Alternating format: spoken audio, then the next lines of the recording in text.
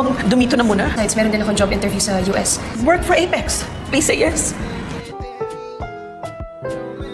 Ang susunod na programa ay rated PG. Ito ay nangangailangan ng patnubay at gabay ng magulang para sa mga batang manonood.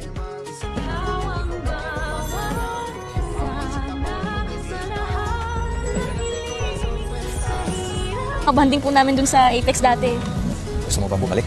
Ito po. Matapos nga ang matagumpay na Christmas party ng mga bata, ay makapag-uusap ng personal sila Robert at Annalyn. Napansin nga ni Robert na kung gaano kasaya ang kanyang anak na makasama muli ang mga katrabaho nito sa Apex. Namiss nga daw ni Annalyn ang mga banding nila ng kanyang mga katrabaho noon. Kaya naman dito natatanungin ni Robert si Annalyn kung gusto ba nitong bumalik ng Apex. Matitigilan naman si Annalyn sa pagsasalita at mapapaisip sa tanong ng kanyang ama. Si Robert na nga kaya ang makapagpakumbinsi sa kanyang anak na bumalik na ng Apex. Sa kabilang banda, matatanggap na ni Dr. Enriquez ang imbitasyon ni Dr. Hiroshi ng Japan patungkol sa kanyang seminar na gaganapin mismo sa Japan, at imbitado nga dito sila Doc Lindon at Doc Annalyn. At ipapakita niya nga agad ito kay Doc Carlos na nagdadalawang isip pa na ipadala si Annalyn sa Japan, dahil alam naman natin kung gaano kabigat pa rin ang loob ni Carlos kay Annalyn at nakikipagplastikan nga lang ito sa kanya. Sa kabilang banda, ito naman si Giselle ay pilit pa rin kukumbinsihin sila Eric at ang kanyang anak na si Justin na wag nang umalis ng Pilipinas. Pero ayon kay Justin ay hindi na sila pwedeng mag-extend pa ng stay sa Pilipinas